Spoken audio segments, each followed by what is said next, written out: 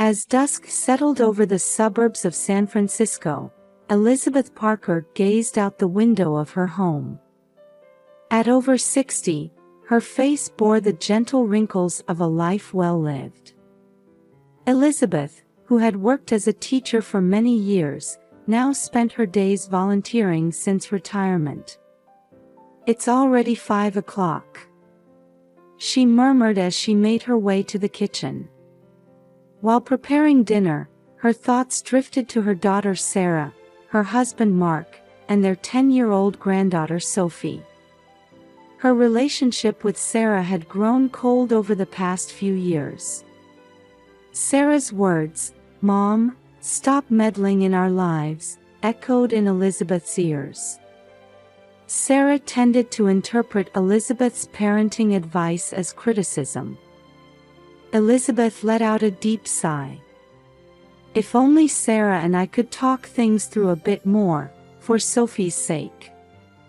Thinking of Sophie brought a soft smile to Elizabeth's face. Bright and curious Sophie was Elizabeth's only grandchild. However, Sarah and Mark had limited Elizabeth's visits, so opportunities to see Sophie were few and far between. The last time she'd seen Sophie was a month ago. During a picnic in the park, Sophie had snuggled up to Elizabeth and whispered, "Grandma, I wish I could see you more." Those words had tugged at Elizabeth's heartstrings, but there wasn't much she could do. After finishing dinner, Elizabeth sat on the sofa, watching TV in the living room. Seeing the happy families on screen, she couldn't help but think about her own family.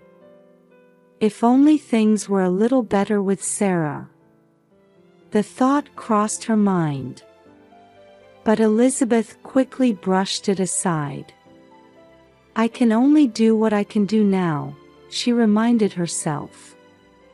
Before bed, Elizabeth gazed at a photo of Sophie.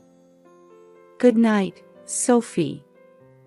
Grandma is always thinking of you," she said softly. That night, Elizabeth was plagued by an unsettling dream. In the dream, Sophie was calling out to her for help. The next morning, Elizabeth woke up earlier than usual. Perhaps due to the dream, she felt somewhat uneasy.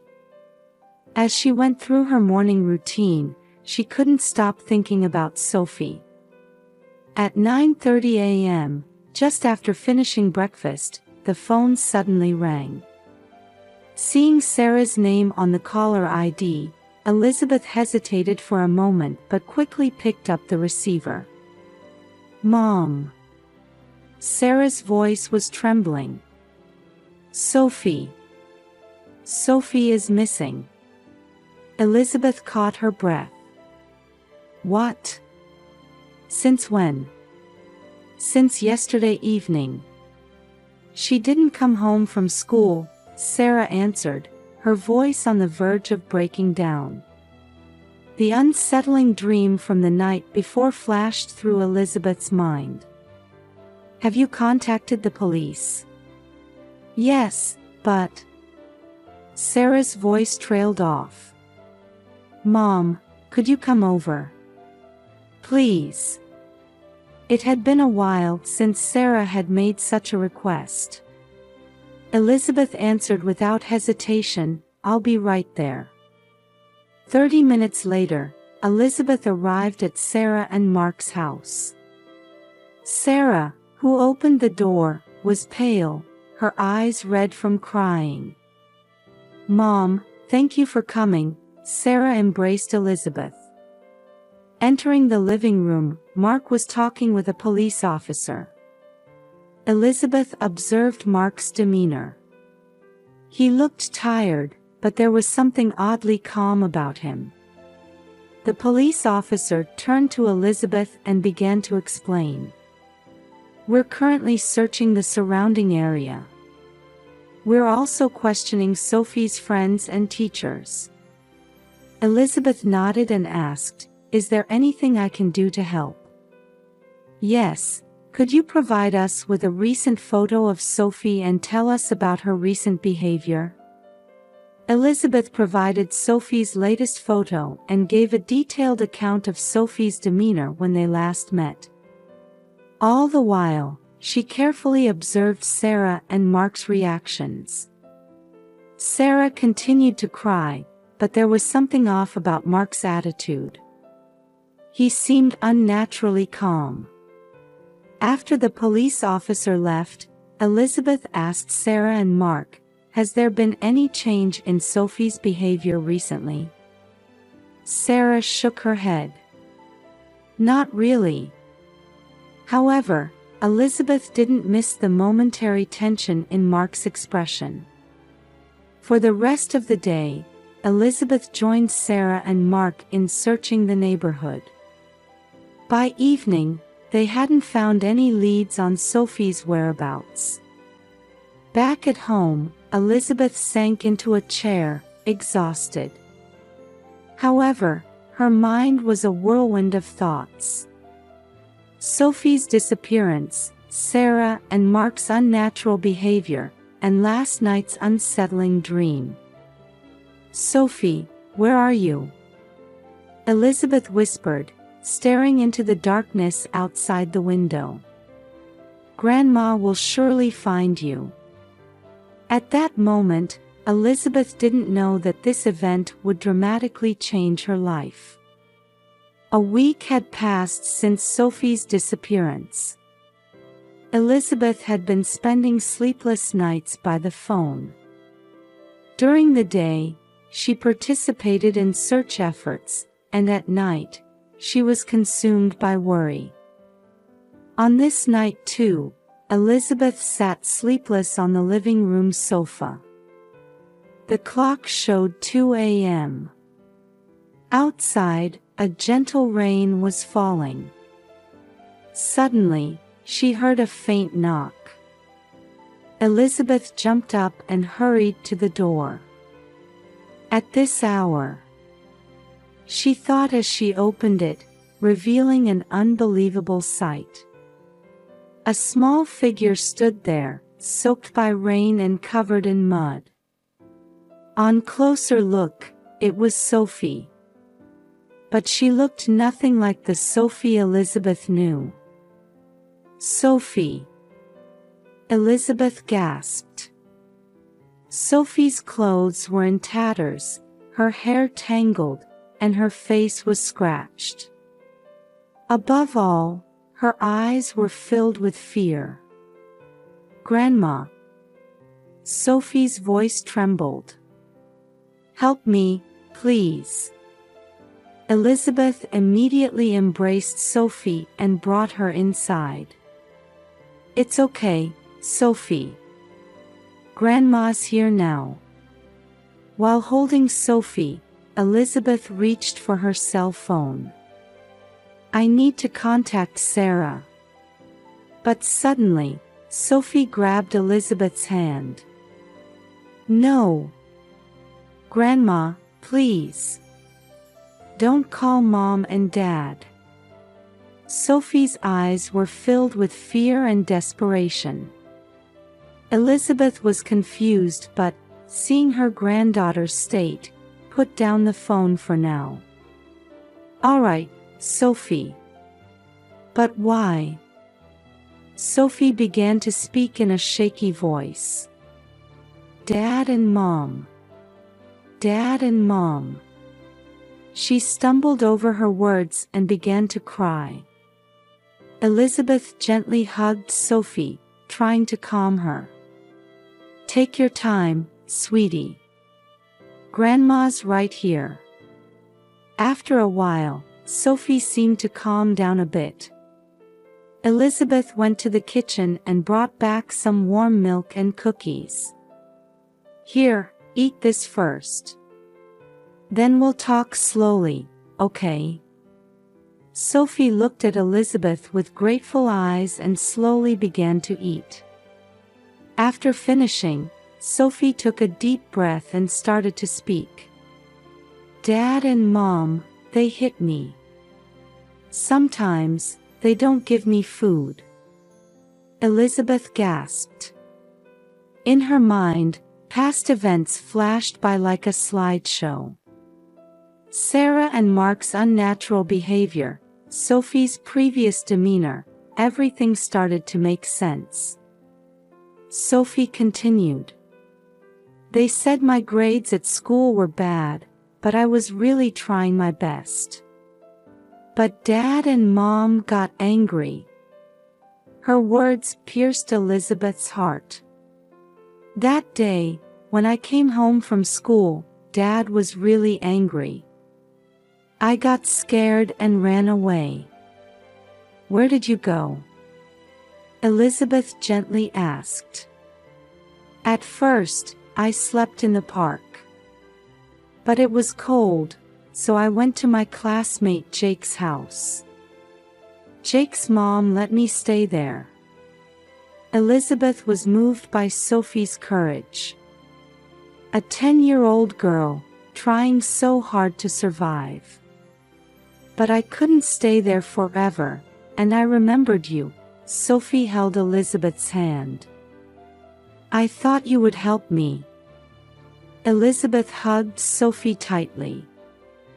"You did well to come here, Sophie. Grandma will protect you, no matter what." As she felt Sophie relax in her arms, Elizabeth's resolve solidified. She was determined to face anything to protect her granddaughter. "Sophie, rest here tonight. Tomorrow, we'll think about what to do next." Sophie nodded, looking relieved. Elizabeth tucked Sophie into bed and quietly left the room. Back in the living room, she stared out the window and let out a deep sigh. The road ahead would not be easy.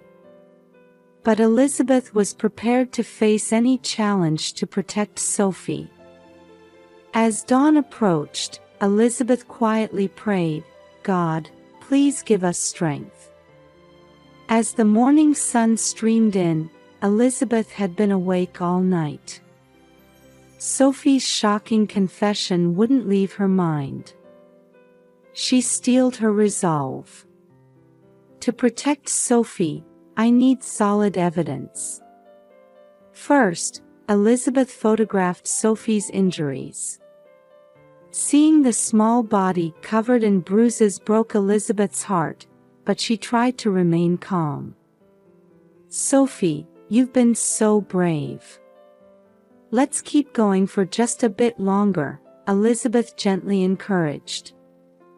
Next, Elizabeth contacted a trusted pediatrician and arranged for Sophie to be examined. The doctor meticulously documented Sophie's condition and provided a medical report indicating signs of abuse. While sheltering Sophie at home, Elizabeth began to act cautiously. First, she contacted Jake's family, Sophie's classmate who had helped her. "Thank you so much for helping Sophie," Elizabeth expressed her gratitude. Jake's mother explained the situation in detail. "We had noticed something was off with Sophie too. But we didn't have any proof." This testimony was a great help in Elizabeth's evidence gathering. Next, Elizabeth visited Sophie's school. In a meeting with Sophie's teacher, surprising information came to light. "Mrs. Parker, we've been worried about Sophie too," the teacher began with a serious expression. "The frequent absences, sudden drop in grades, and the injuries. We were about to report to Child Protective Services, but Sarah and Mark strongly denied everything." Elizabeth felt a pang in her chest. "Why didn't I notice earlier?" She felt guilty, but now she had to focus on moving forward. The school provided documents including Sophie's absence records and the teacher's observations. As the evidence mounted, Elizabeth decided to consult a lawyer. In a meeting with Jennifer Thompson, a specialist in child abuse cases, Elizabeth presented all the evidence. Jennifer listened to Elizabeth's story with a serious expression and looked through the documents. "Mrs. Parker, this evidence is crucial. We have sufficient grounds to seek custody of Sophie." Elizabeth let out a sigh of relief. "What should we do next?" "First, we'll apply for a temporary protection order from the court. Then, we'll proceed with the legal process to gain custody of Sophie," Jennifer explained. Elizabeth nodded. "I understand. I'll do anything for Sophie." As the legal proceedings began, Elizabeth continued to support Sophie. "Sophie, Grandma's here with you. I won't let anyone hurt you anymore." Sophie clung to Elizabeth and said in a small voice, "Thank you, Grandma." Those words renewed Elizabeth's determination. The road ahead wouldn't be easy. But Elizabeth was prepared to do everything in her power to protect Sophie. As the legal proceedings progressed, the time finally came to confront Sarah and Mark. They arrived at Elizabeth's house, accompanied by a police officer and a child protective services worker. Elizabeth took a deep breath and opened the door. Sarah's eyes were bloodshot, and Mark smelled of alcohol. "Mom, what's the meaning of this?" Sarah's voice was exhausted. Elizabeth calmly replied, "Let's go inside. We need to talk." Once everyone was gathered in the living room, Elizabeth began to speak quietly but firmly. "Sarah, Mark, I've heard everything from Sophie. And I've gathered evidence. Why did you hurt Sophie like this?" Mark suddenly stood up and shouted, "What are you talking about? We were only doing what was best for Sophie." As the police officer restrained Mark, Sarah began to cry. "That's not, we." Elizabeth looked straight into Sarah's eyes. "I know you had financial problems. But taking it out on Sophie was wrong." Sarah covered her face with her hands and sobbed. "We had debts. Mark lost his job." Mark collapsed into a chair, muttering, because of the alcohol." Elizabeth looked directly at Sarah. "Sarah, about your childhood. I should have noticed earlier. I'm sorry I couldn't protect you enough back then." Sarah looked at Elizabeth with surprise. "Mom. The wounds from back then are being directed at Sophie now." "But Sarah, you can break this cycle now." The Child Protective Services worker stepped forward and began to explain the situation matter-of-factly. "Our investigation has uncovered evidence of severe child abuse. We're currently applying for a protection order from the court." Sarah looked at Elizabeth with a desperate expression. "Mom, what should we do?" Elizabeth answered sternly but with love, "Sophie's safety comes first. You both need treatment and reflection. Financial problems, alcohol dependence, and past trauma, you need to face all of it." The police officer stepped forward and told Sarah and Mark, "We'd like you both to come to the police station voluntarily. Please cooperate with our questioning." Sarah and Mark, seemingly beginning to understand the gravity of their actions, quietly followed the police officer. Left alone in the room, Elizabeth let out a deep sigh. This wasn't the end of everything. But it was certainly a big step towards protecting Sophie and guiding Sarah and Mark in the right direction. Elizabeth headed to Sophie's room. She gently opened the door to find Sophie sitting there with an anxious expression. "Sophie, it's okay now. Grandma's here for you." Sophie ran to Elizabeth and hugged her tightly. In this embrace, there was a sense of hope for a new beginning. After months of legal proceedings, the day of the trial finally arrived. Elizabeth held Sophie's small hand tightly as they entered the courtroom. The judge pronounced the verdict with a solemn expression. "This court finds the defendants, Sarah Wilson and Mark Wilson, guilty of child abuse. They are ordered to participate in a rehabilitation program and to transfer custody of Sophie Wilson to Elizabeth Parker." Elizabeth let out a sigh of relief.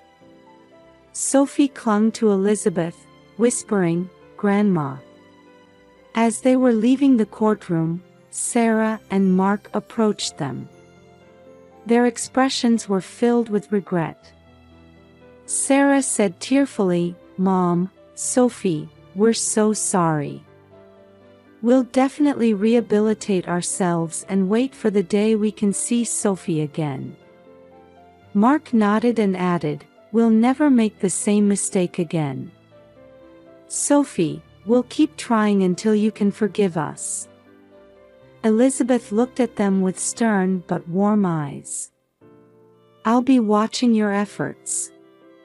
For Sophie's sake, and for your own, do your best." Sophie looked up at her parents and nodded slightly. It wasn't forgiveness, but a small glimmer of hope for the future. From that day, Elizabeth and Sophie's new life began. Elizabeth adjusted her work schedule and devoted herself fully to caring for Sophie. Sophie gradually began to smile again. Her grades at school slowly improved, and her relationships with friends got better. One evening, Sophie came home from school. "Grandma. Look," she said, holding out a test paper. There, in big red letters, was an A+. Elizabeth hugged Sophie and said, "That's wonderful. Sophie, Grandma is so proud of you." Sophie smiled happily and replied, "It's thanks to you, Grandma. You always support me." Elizabeth felt a warmth in her chest. She was filled with gratitude for having overcome the hardships to get to this point. That night, Elizabeth wrote in her diary, "Today, seeing Sophie's smile, I was certain that our decision was right. There will still be challenges ahead. But I believe we can overcome them together." Outside the window, the full moon shone gently. As Elizabeth watched Sophie's sleeping face, she quietly vowed, "Sophie, Grandma will protect your future with all her might." A new morning is about to begin. Many challenges still await Elizabeth and Sophie's life. But if they hold hands together, they should be able to overcome any difficulty. And someday, surely, Sarah and Mark will complete their rehabilitation, and the whole family will be able to spend happy times together. Until that day comes, Elizabeth will live each day